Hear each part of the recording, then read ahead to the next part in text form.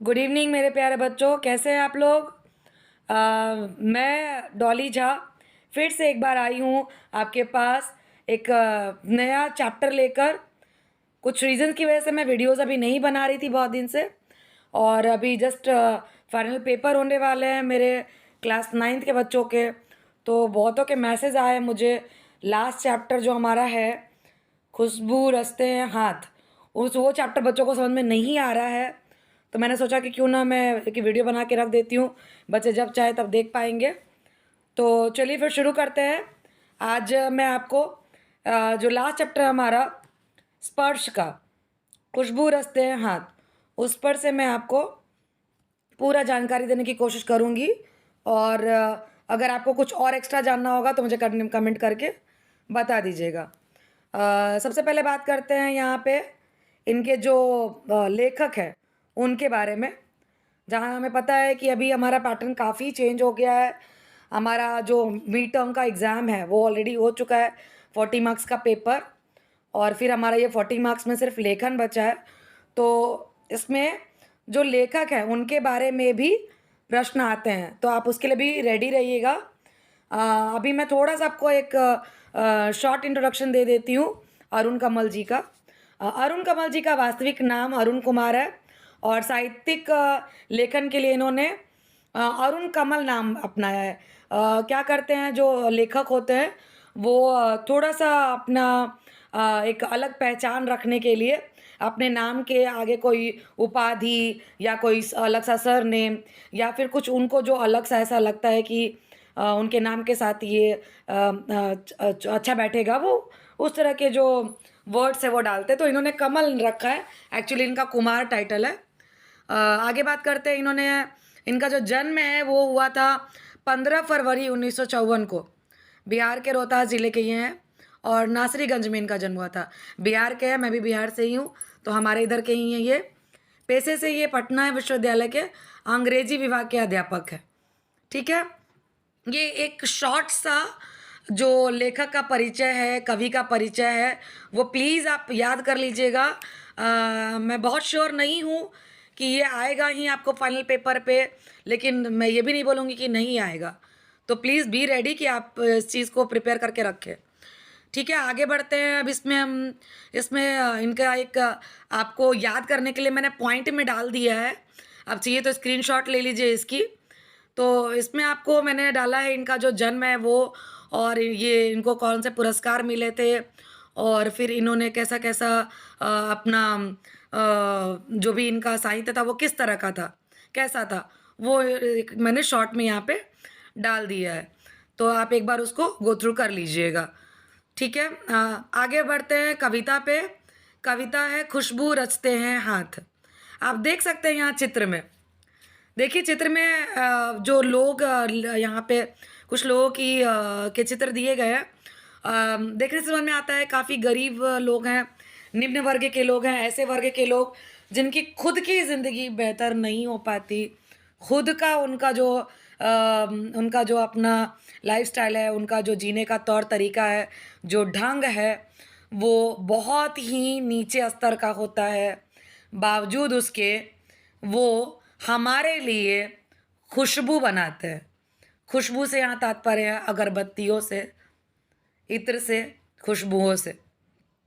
तो यहाँ पे आप देख सकते हो, यहाँ पे स्क्रीन पे जो पिक्चर आ रही है वहाँ पे आप देख सकते हो। यहाँ पे कुछ औरतें बैठी हैं और उन लोग चित्र में दिखाया जा रहा है कि अगरबत्तियाँ बना रही हैं। आगे मैं बताना चाहूँगी आपको इसके बारे में कि ये जो वर्ग है ये बहुत ही कुपोषित वर्ग है, बहुत ही निम्न वर्ग से ताल्लुक़ रखता है, और एक ऐसा वर्ग जिसको ज़िंदगी जीने के लिए बहुत संघर्ष करना पड़ता है। इनकी खुद की ज़िंदगी में खुशबू नहीं, मगर ये घरों में खुशबू फैलाते हैं। इनके खुद के घरों में, इनके जो खुद के घर हैं वो आसपास इतनी गंदगी फैली होती है, इतनी बदबू होती है, आप अंदाज़ा भी नहीं लगा सकते वैसे जगह पे ये रहते हैं। तो वैसे लोग हमारे घरों के लिए खुशबू बनाते हैं। आगे देखिए यहाँ लिखा है अगरबत्ती का इस्तेमाल लगभग हर व्यक्ति करता है।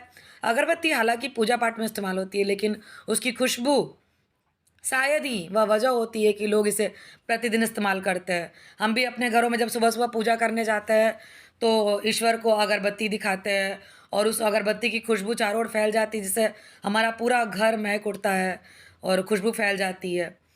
अगरबत्ती का कारखाना अक्सर किसी तंग गली में, नालों के पार और बज-बजाते कूड़े के ढेर के समीप होता है। ऐसे स्थानों पर कई कारीगर अपने हाथों से अगरबत्ती को मूर्त रूप देते हैं। जैसा कि मैंने पहले ही आपको बताया कि अगरबत्ती बनाने वाले जो लोग होते हैं, वो ऐसी तंग गलियों में रहते हैं, जिनकी खुद की ज़िंदगी में खुशबू नहीं होता, जिनकी खुद की ज़िंदगी बेहतर नहीं होती। वो हमारे घरों को अगरबत्तियाँ देकर हमारे घरों को महकाते हैं। पाठ प्रवेश में बात करते हैं। इस पाठ की कविता खुशबू रचते हैं हाथ सामाजिक विषमताओं को बेनकाब करती है। सामाजिक विषमता का मतलब होता है हमारे समाज में फैले हुए ऊपर-नीचे का जो दायरा है वो, अमीर-गरीब का जो दायरा है वो। विषमता मतलब अलगाव। 2 तबके के लोग हैं हमारे समाज में।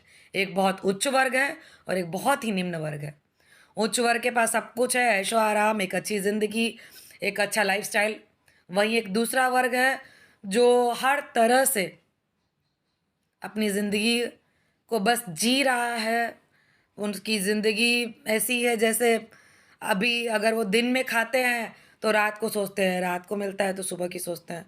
तो ऐसे जगह से ये लोग ताल्लुक़ रखते हैं। आगे मैं आपको बता दूँ कि ऐसे लोग हमारे जहाँ मैं रहती हूँ फ़िलहाल में मुंबई, यहाँ पे शुरू में जब मैं आई थी तो मुझे भी बहुत कुछ यहाँ देखने मिला और मैंने देखा है उन गलियों को। मुझे भी आश्चर्य लगता है कि वो लोग वहाँ रह कैसे पाते हैं, जिसको मुंबई में चौल के नाम से जाना जाता है, आपको ही पता होगा। जो लोग मुंबई में आते-जाते हैं ना, उनको पता होगा। यहाँ पे इनफैक्ट एशिया का सबसे बड़ा स्लम एरिया है, जहाँ पे गरीबों की बस्तियाँ हैं। तो ऐसे एरिया से ये लोग बिलॉन्ग करते हैं। आगे पाठ में लिखा है, यह किसकी और कैसी कारस्तानी है कि जो वर्ग समाज में सौंदर्य की सृष्टि कर रहा है, लोगों के जीवन में सुगंध बिखेर रहा है, उनकी खुद की ज़िंदगी में सुगंध नहीं। भयावह स्थितियों में अपना जीवन बिताने वाले ये लोग गंदे और बदबूदार इलाकों में रहते हैं। स्वस्थ ज़िंदगी इनको मिल नहीं पाती। ये उपेक्षित हैं। उपेक्षित का मतलब इनको समाज ने अलग करके रखा हुआ है। इनके अच्छे-बुरे, इनकी बेहतर ज़िंदगी के लिए कोई कहीं से हाथ नहीं उठाता। मैंने बहुत बार देखा है, बहुत बड़े-बड़े एनजीओज़ देखे हैं और उस वक़्त देखती हूँ मैं कि जो एनजीओ शुरू करते हैं, वो काफ़ी इनके पीछे काम करते हैं। मगर एक टाइम के बाद जब वो जो एनजीओ चलना शुरू हो जाता है, सरकार उसको अलग-अलग तरीके से फंड देने लगती है, तो फिर वो एनजीओ बस नाम का रह जाता है। तो शायद कभी हमें ऐसा मौका मिले या आपको मौका मिले तो प्लीज़ इनके लिए कुछ करने की कोशिश करें। आगे हम आते हैं कविता पे। कविता की लाइनें शुरू होती है, कई गलियों के बीच, कई नालों के पार, कूड़े करकट के ढेरों के बाद, बदबू से फटते जाते, इस टोले के अंदर, खुशबू रचते हैं हाथ, खुशबू रचते हैं हाथ। कई गलियों के बीच यानी बहुत सारी तंग गलियों के बीच, कई नालों के पार, गंदे बदबूदार नालों के पार, उनसे दूर, जहाँ कूड़े करकट फैले होते हैं, ढेरों के ढेर, बदबू से फटते जाते हैं। जैसे हम जब वहाँ जाएंगे तो हम वहाँ क्षण भर के लिए भी रुक नहीं पाएंगे। आप देखिए नीचे मैंने एक पिक डाला है, उसमें आप देख सकते हो, ये देख सकते हो आप, ये वहाँ का सीन है जहाँ पे नाले होते हैं और नाले के ठीक नज़दीक उनका ये झोपड़ी-नुमा घर होता है। शायद ही आपको ये कभी देखने मिला हो या फिर बहुत लोगों ने देखा भी हो। ऐसी तंग गलियों से गुज़र कर ऐसी जगहों पर हम आते हैं और ऐसे जगहों पे रहते हैं कौन? खुशबू रचने वाले ये हाथ। आगे आप देख सकते हो कई गलियों के बीच पतली-पतली ऐसी गलियाँ हैं, बहुत ही तंग गलियाँ, ऐसी गलियाँ जहाँ हम जाने का भी नहीं सोचेंगे। पानी भरी होती है बहुत ज़्यादा वहाँ पे और गंदगी होती है बहुत सारी, आप देख सकते हो। बहुत सारे चित्र में हम देख सकते हैं उन गलियों का दृश्य, जहाँ पे जो रोज़मर्रा के जो हमारे रूटीन के जो काम हैं, उनको करने के लिए भी हमें काफ़ी मशक्कत करनी पड़ती है। सुबह का रूटीन के लिए भी काफ़ी मशक्क़त करनी पड़ती है। हमारे उस वक़्त के वहाँ के जो छोटे-छोटे बच्चे रहते हैं, उस वक़्त अगर रात को उनको तकलीफ़ हुई, तो उनको बाहर निकलने के लिए सोचना पड़ता है। आप अंदाज़ा भी नहीं कर सकते कितनी तकलीफ़ से वो गुज़रते हैं। ये आप देख सकते हो कूड़े-करकट चारों ओर फैले हुए हैं। ऐसी जगहों में वो रहते हैं। और क्या करते हैं, हमारे लिए बनाते हैं अगरबत्तियाँ। खुशबू रचते हैं हाथ, इसका अर्थ पहले बात कर लेते हैं। इसमें से कठिन शब्द भी दिया है मैंने, आप चाहिए तो इसका स्क्रीनशॉट निकाल लीजिए। कठिन शब्द में कुछ मैंने दिए हैं, लाइक नाला गंदे पानी के बहाव के लिए बनाया गया रास्ता, उसको नाला बोलते हैं। पानी के बहाव के लिए बनाया जाता है, बहुत जगह ये ढका हुआ रहता है, लेकिन जहाँ पे ये लोग रहते हैं वो खुले ही रहते हैं। कूड़ा, कूड़ा होता है करकट वगैरह जो हम दिन में अपने घरों से डस्टबिन में ऐसे निकालते हैं, वो कूड़े करकट वहीं जाके फेंके जाते हैं। टोला का मतलब होता है छोटी बस्ती, छोटी जो बस्तियाँ होती हैं उसको टोला बोलते हैं। सेकंड पैराग्राफ है, कई गलियों के बीच, कई गलियों के पार कूड़े करकट के ढेरों के बाद बदबू से फट जाते हैं। ये आपका पहला पैराग्राफ हो गया। दूसरे में मैं आती हूँ। कवि कहते हैं कि सुगंधित वस्तुओं का निर्माण करने वाले का जीवन स्तर निम्न स्तर का होता है। निम्न स्तर मतलब बहुत ही नीचे स्तर का होता है, अर्थात वे गरीबों में अपना जीवन व्यतीत करते हैं। कवि कहते हैं कि जो हाथ खुशबूदार अगरबत्तियों को बनाते हैं वे स्वयं दुर्गंध युक्त स्थान पर रहते हैं, घरों के आसपास, नालों और कूड़े के आसपास रहते हैं। वे स्वयं उस दुर्गंध को बर्दाश्त करते हैं, जीते हैं। छोटी बस्तियों में रहते हैं, उन बस्तियों के अंदर परिश्रमी हाथ, मेहनत करने वाले हाथ रहते हैं, जो दिन रात एक करते हैं हमारे घर में खुशबू फैलाने के लिए। इसमें से कठिन शब्द अगर मैं निकालूँ तो जूही है, इसका मतलब एक फूल, और दूसरा है जख्म घाव, ये दूसरी पंक्तियों में आएगा। दूसरी पंक्तियाँ हैं, उभरी नसों वाले हाथ, घिसे नाखूनों वाले हाथ, पीपल के पत्ते से नए नए हाथ, जूही की डाल से खुशबूदार हाथ, गंदे कटे पिटे हाथ, जख्म से फटे हुए हाथ, खुशबू रचते हैं हाथ, खुशबू रचते हैं हाथ। उभरी नसों वाले हाथ, उभरी नसों वाले हाथ का मतलब होता है वे हाथ जो एक उम्र पार कर चुके हैं, जिन्हें घर पे रह के अब आराम करना चाहिए, यानी बड़े बुजुर्ग लोग। हाथ देख के ही आप समझ जाएंगे कि ये किसके हाथ है। बुजुर्ग आदमी और औरतों का, जिनको उम्र के उस पड़ाव पे भी काम करना पड़ता है, जब उनको आराम करना चाहिए। क्यों? क्योंकि उनके घरों में अगर वो काम नहीं करेंगे तो खाना पीना सब उनका मुश्किल हो जाएगा। वो उतना पैसा सब मिलकर जब काम करते हैं तो उतना पैसा ला पाते हैं जिससे कि वो अपना रोज़मर्रा का जो जीवन है उसको गुजार कर सके। पीपल के पत्ते से नए नए हाथ, देखिए एक छोटे से बच्चे के हाथ दिए हैं इस पर। ये छोटा सा बच्चा जो अपने माँ बाप के साथ काम कर रहा होगा वहाँ पे, उसके खेलने खाने के दिन है, लेकिन घर की गरीब परिस्थिति की वजह से बच्चा भी वहाँ पे काम करता है।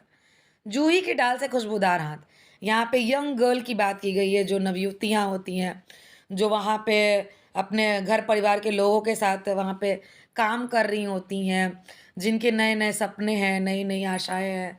वो अपनी सब आशाओं और सपनों को एक तरफ रखती हैं और दिन से रात तक काम करती रहती हैं। तो इनके लिए लेखक ने इस शब्द का प्रयोग किया है, जूही की डाल से खुशबूदार हाथ। आगे आती हूँ, जख्म से फटे हुए हाथ, बीमार हैं, कि उनके कोई कोई तकलीफ़ है, कि वो काम नहीं कर सकते, फिर भी वो करते हैं। क्यों? क्योंकि अगर वो नहीं करेंगे तो उनके परिवार का भरण-पोषण नहीं होगा। यहाँ देखिए छोटे-छोटे बच्चों का चित्र मैंने डाला यहाँ पे। गंदे कटे-पिटे हाथ, जख्म से फटे हुए हाथ, खुशबू रचते हैं हाथ, खुशबू रचते हैं हाथ। बड़ा मार्मिक सा कविता है। मैं जितनी बार पढ़ती हूँ मेरा अंतर्मन झकझोर जाता है मुझे। बहुत बेहतरीन है और बहुत ही बारीकी से अरुण कमल जी ने इसको दिखाने का प्रयास किया है कि कितना ज़्यादा दोहरापन है इस समाज में, कितने अलग-अलग से लोग बसते हैं इस समाज में। और बस ये कहने की बातें हैं, मैं भी सिर्फ़ ये चैप्टर पढ़ रही हूँ तो मेरे अंदर वो आवाज़ आ रही है कि हमें इसके लिए कुछ करना चाहिए। कुछ पल बाद मैं भी अपनी ज़िंदगी में व्यस्त हो जाऊँगी और भूल जाऊँगी कि ये ऐसा कोई एक वर्ग है भी। मगर ये गलत है, हमें इनके लिए कुछ ना कुछ करना चाहिए, पूरे समाज को इस बारे में सोचना चाहिए। बेहतर बात ये है कि आपकी पुस्तक में है ताकि आप इस चीज़ को समझ सको, देख सको, जान सको।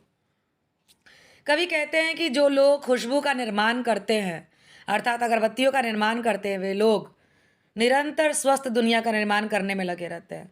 मगर क्या है वो? उपेक्षित। उपेक्षित मतलब कोई उन पर ध्यान नहीं देता। उनके हाथों की नसें उभरी हुई हैं, यानी कि वो एक उम्र पार कर चुके हैं जब उनको आराम करना चाहिए, अर्थात वृद्धावस्था में वो आ चुके हैं, उनके नाखून भी घिस चुके हैं। इस कविता में के माध्यम से कवि ने हर एक वर्ग की बात की है। एक छोटा सा बच्चा, एक नवयुवती, एक नवयुवक, एक वृद्ध वर्ग और एक ऐसा वर्ग जो अपनी ज़िंदगी अभी जीना शुरू हुआ है। हर एक वर्ग को इसमें कवि ने बड़े अच्छे तरीके से उनके बारे में लिखने का प्रयास किया है। बड़े खूबसूरत शब्दों का इस्तेमाल किया है। पीपल के पत्ते से समान जो कोमल हाथ है, सुंदर हाथ है, उनकी बातें की हैं, जो नन्हे नन्हे बच्चों के हाथ होते हैं, ये सब अगरबत्तियों को बनाने में लगे रहते हैं। थर्ड पैराग्राफ के कुछ कठिन शब्द बताती हूँ। मुल्क, देश, केवड़ा एक तरह का सुगंध होता है, केसर भी बोलते हैं उसको, एक छोटा पेड़ जिसके फूल खुशबूदार होते हैं। केवड़ा मोस्टली हम घरों में यूज़ करते हैं, कोई भी चीज़ अगर बनाते हैं तो उसको सुगंधित करने के लिए, नहीं तो घरों में फिर परफ्यूम के तौर पे भी यूज़ करते हैं हम उसको, फ्रेगनेंस के तौर पे यूज़ किया जाता है। नेक्स्ट आते हैं, यहीं इस गली में बनती हैं मुल्क की मशहूर अगरबत्तियाँ। इन्हीं गंदे मोहल्लों के गंदे लोग बनाते हैं केवड़ा, गुलाब, खस और रात रानी अगरबत्तियाँ। दुनिया की सारी गंदगी के बीच दुनिया की सारी खुशबू रचते हैं हाथ, खुशबू रचते हैं हाथ, खुशबू रचते हैं हाथ। कहने का तात्पर्य ये कि इसी तंग गली में पूरे देश की मशहूर अगरबत्तियाँ बनती हैं। उस गंदे मोहल्ले में गंदे लोग, गरीब लोग जो केवड़ा, गुलाब और खस और रात रानी के फूलों से सुगंध बटोर कर उन अगरबत्तियों में डालते हैं और उससे सुगंधित अगरबत्तियाँ बनाते हैं। यह एक विडंबना ही है। विडंबना का अर्थात बड़े दुख की बात है कि दुनिया की सारी खुशबू उन गलियों में बनती हैं जहाँ दुनिया भर की गंदगी समाई हुई है। कवि कहते हैं कि यह कैसी विडंबना है कि देश की प्रसिद्ध अगरबत्तियों का निर्माण करने वाले, दुर्गंध युक्त अस्वच्छ बस्तियों में रहने वाले ये लोग, समाज की विषमताओं को झेलने वाले ये लोग, गरीब मजबूर स्थिति में से अवगत करा रहे हैं हमें, बता रहे हैं हमें कि समाज में कितना अलगाव है, कितना दोहरापन है। फूलों में सुगंध भरी अगरबत्तियों को बनाते हैं। हमारे लिए क्या करते हैं? अगरबत्तियाँ बनाते हैं, खुशबू बनाते हैं। यही लोग जिनके अपने घरों में दुनिया की सबसे ज़्यादा गंदगी फैली हुई है। आप देख सकते हो छोटे छोटे बच्चे अगरबत्तियाँ बना रहे हैं, उन कामों में लगे हुए हैं ताकि अपने परिवार को, अपनी फैमिली को सपोर्ट कर सके। यहाँ पे मैंने कुछ अलग से जानकारी रखने की कोशिश की है। मणिपुर में अगरबत्तियों की सीखों का निर्माण, ये आपकी जानकारी के लिए रखा है मैंने। आप इसके बारे में पढ़ेंगे तो आपको एक एक्स्ट्रा नॉलेज भी हो जाएगा। कवि ने इस कविता में आम मेहनतकश लोगों के प्रति शासन व्यवस्था की उपेक्षा को उजागर किया है। श्रमशील लोगों की कर्मठता, लगन और उनके बद से बदतर होते जा रहे हालातों का चित्रण किया है। कवि को उनसे पूरी सहानुभूति है। कवि उनकी कर्मठता के कायल हैं, उनके हुनर पर मोहित हैं, समाज के प्रति उनके योगदान के प्रशंसक हैं। वे अपनी कविता में आवेश या आक्रोश का एक भी शब्द पिरोए बिना ही हमारी लोकतंत्रात्मक शासन, जिसको हम बोलते हैं कि सब कोई एक समान है, हमारे ड्यूटीज़ और राइट्स सेम है, मगर कहीं ये दिखता नहीं। विडंबनापूर्ण स्थिति का वर्णन किया है। हमारे लिए खुशबूदार रचने वाले ये जो हाथ हैं, वे स्वयं गंदी बस्तियों से बदतर जिंदगी, बद से बदतर जिंदगी में जी रहे हैं। उनके श्रम का इतना भी मूल्य नहीं आंका जाता कि ये अपनी कमाई से अपना पेट भर सकें। इसको आप कविता की समरी के लिए यूज़ कर सकते हैं। ये जो मैंने यहाँ पे ये कॉलम डाला है, इसको आप कविता के सारांश के तौर पर इसको आप प्रयोग में ला सकते हैं, लिख सकते हैं। आगे फिर से एक बार एक छोटा सा रिवीजन कर लें मुख्य बिंदुओं के साथ। मुख्य बिंदु में सामाजिक विषमता सबसे पहले आता है, क्योंकि पूरे कविता में सामाजिक विषमता का जिक्र किया गया है। कितना अलगाव है दो वर्गों में, पूरे समाज में कितना कुछ बोलने के लिए एक है मगर कहीं से कुछ भी एक नहीं, वो आप और हम भी जानते हैं। दो वर्ग हैं, एक कुपोषित वर्ग और एक उम्दा वर्ग। ये सुगंधित अगरबत्तियाँ बनाते हैं और दूसरों के जीवन में सुगंध फैलाते हैं, जैसा कि हमने पढ़ा। समाज के सभी आयु वर्ग के लोग, बुजुर्ग, बच्चे, स्त्रियां, सब इसमें शामिल हैं। बच्चों के हाथ भी इस बाल मजदूरी में लगे हुए हैं। हम बाल मजदूरी को रोकने की बात करते हैं और हम यहाँ देखते हैं कि बाल मजदूरी कराने वाले कोई और लोग नहीं, उनके खुद के माता पिता, और वो कर भी क्या सकते हैं। मैं इस बारे में कुछ कहना नहीं चाहूँगी, क्योंकि जाहिर सी बात है कि जिस घर में उस बच्चे को एक अच्छा संस्कार हम नहीं दे पा रहे, और उनको हम एक अच्छी ज़िंदगी नहीं दे पा रहे हैं, तो माँ बाप की इसमें मैं गलती नहीं बोलूँगी। अगर वो ये काम में उनको नहीं लगाएंगे तो शायद उनको खिला पिला भी नहीं पाएंगे। एक अच्छी ज़िंदगी देना तो दूर की बात रही।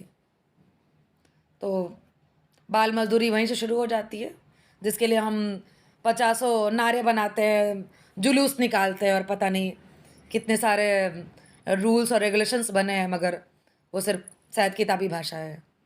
अभी तक उसमें कोई खास बदलाव मुझे भी देखने को नहीं मिलता। आगे बात करते हैं बहुविकल्पीय प्रश्नों की।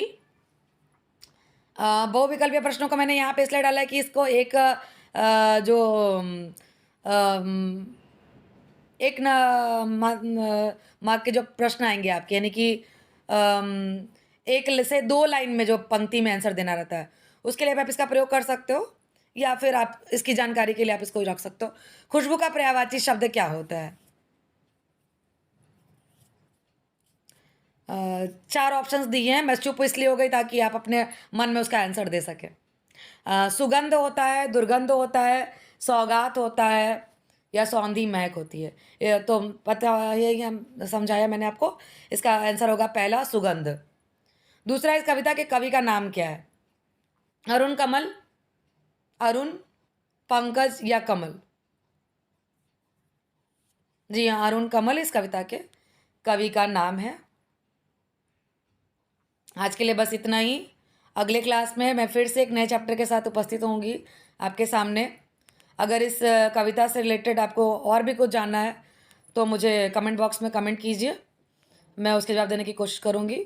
और अगर हिंदी के लिए किसी और तरह की आपको कोई जानकारी चाहिए, या फिर कोई किसी और टॉपिक पे आप मुझसे कोई जानकारी चाहते हैं, तो प्लीज़ कमेंट बॉक्स में लिखिए। आगे के लिए all the best for your exams.